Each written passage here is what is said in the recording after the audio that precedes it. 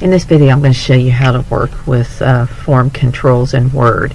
So I'm going to go down to the form, and what I would do is get rid of any of the lines that you normally would have if you want somebody to type there. I don't do Adobe form filled. I'm just a Word person, so it's up to you if you want to kind of research how to do it in Adobe form fill.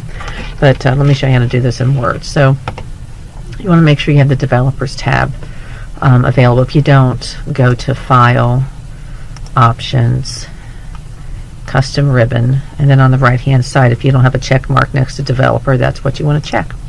Okay, so then on the Developers tab, we're going to work with the controls right here. So you've got the rich text content, so if you want them to control bold and formatting and multiple lines, otherwise you can make it plain. So I've got my insertion point where I want to insert the form control. I'll go ahead and do rich text, and it just says click or tap here to enter the text. Now if you want to give them some guidance as to what needs to go there, that's where I would turn on properties and give it a name. So for example, I would type program name. And if you want to change the color of the fill, you can do that. Let's see if I can find something halfway decent. I'll make it a little darker.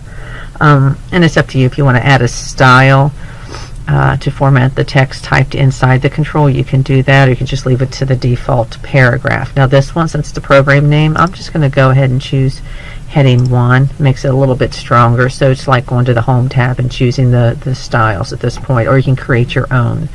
So I'm going to go ahead and click OK. And so now if they start typing, let me click off. So if they hover over here, now you have the name of the control, and they can type, let's see.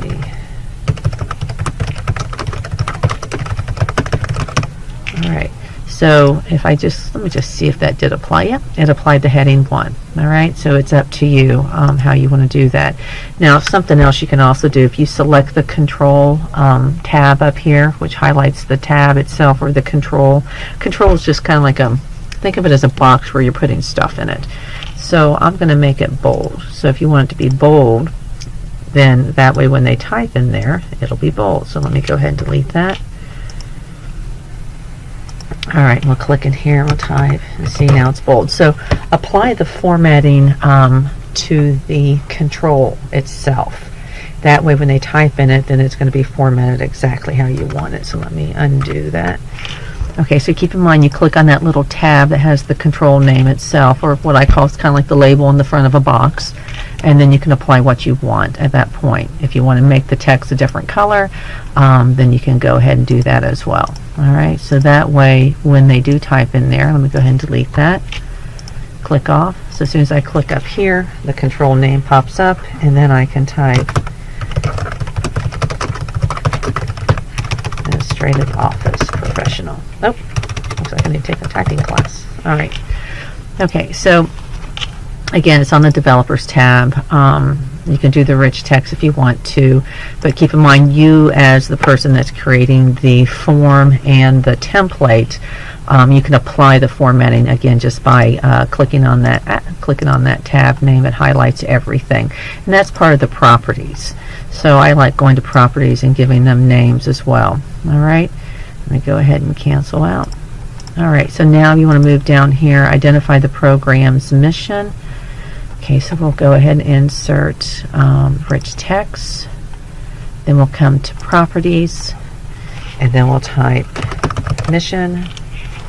I don't mess with any of the other stuff, but it's up to you if you want to.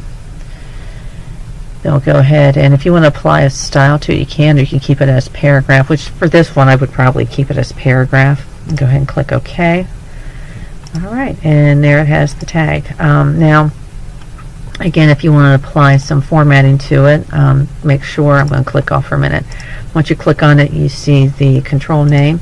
Click on that little tab so it's highlighted as well as everything else. And if you want to increase the font size, you can, or if you want to decrease it, you can. Alright, looks like it's applying table paragraph. So let's say I want to decrease it, make it 12. That's perfectly fine. If you want to make it bold, then you can make it bold. Okay. So when they click here, our mission is, and then I'm just going to grab the type here. Alright, let's see how far it goes in this control. You might have to change your row. Yeah, okay. So you see how I'm moving down? All right, so here's what you're going to have to do. You're going to have to increase your row height, okay? So increase your row height, and you're just going to have to judge it based on the type of information you're expecting in that particular spot. Now, something you can do is just go down to the next line and have them type it in here. So you may want to do that as well. All right. So I would say, depending on what you know the type of content is that's going in there, you might have to increase your tables. But I'm glad you put it in the table, because that really helps controlling the content a little bit. And again, if you go up here to developers, you can turn on design, and I don't mess with that much, honestly. I usually just go to properties. That's usually where I hang out at. So let's go ahead and turn design off. So when they click on it, there you go. All right. Hopefully that helps you out. I would, again, I don't think I would put it to the right of the text. I would go ahead and go down and put it down here. It looks like you're referencing, so I guess that needs to stay up there. Now get down here. It looks like you've got advisory board information. I'll tell you what, on this one, on this one, I would bring all these cells down. Gosh, why is this being a booger on me? Let's do this. Normally I can go to the right and click. There we go. You've got 1, 2, 3, 4, 5 cells. I would actually split this one cell into 5. Line them up.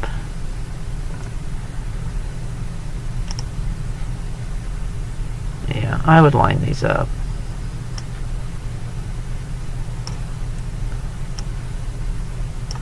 And you know something else, this is just a suggestion, you might want to just have them attach as well, because it all depends on how much information. Now if this is going to be a yes, no, which I think that's what I saw in there. Co-op employer, okay.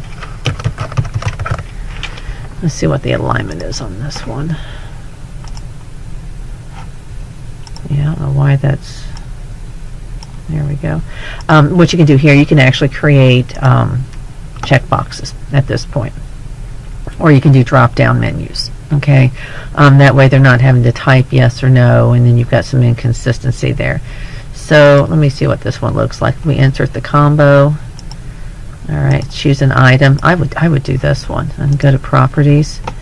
All right, so this one would be co-op employer. Then what you do is you add the values. So display name, yes. Display name, no. And then you can remove, well, you can leave that there. All right. So at this point they come here, they can actually click on yes or no. All right. That'll make it a lot easier for them. Then you can mess with your alignment through the layout tab or however you wish. But I would do something like that for the advisory board section, and you probably are going to have to take this to another page. So I would say just go ahead and put it on another page at that point. Let's see. Try to think what else you might want. Identify the program's external stakeholders. You know, these may be all text boxes unless you want to create, again, drop-down menus. Or, you know, you can also, let me Control-Z that. You can also do check boxes if you've got, if you want to list them, and then you can put check boxes next to each one so they can check which ones, make it a lot easier for them to fill the form out. So, for example, I would say students checkbox, and then you can space tab over, gosh, I'll just say employer, and you can put another checkbox. All right, so there's a lot of different ways that you can fill this out. Describe how the program meets the needs of external stakeholders. That one would be a rich text box, but I would do it on the next line, and then you're going to have to expand this down as well. Provide dates for the program advisory board meetings for the current academic year. That one, I was thinking we had a date control. Yeah, there it is, date picker control. So if you click on that one and then go to properties, you can say advisory board meeting. You can select the format that you want. I'll keep the first one. Click OK, and then that way they can just choose the drop down, select it, and then you're good to go. Describe the role of advisory board input with respect to the program and its curriculum. And again, that would be a rich text box as well. Gosh, I hope you have enough room to get all that in there. I'm not sure if you're going to, but other than that, that's how I would do it. Now, when you're ready to distribute this, you want to make sure you save it as a template. Right now, it's saved as a Word document. So you're going to go up to File, Save As, browse to where you want to save it. I'll just keep it in the same location, but you need to come down to Save As Type, and you do need to do this, otherwise they can edit everything. Word template. Okay, so you'll see that there's a DOTX extension. The other thing you'll see, and you won't see it right now, well, I've got some that are already saved as templates. This is what I do in my Emerging Technologies class when the students do their capstone project. They have to fill out some evaluation forms. I save it as a template because it forces them to save it underneath a different name according to my instructions. So then you just click Save.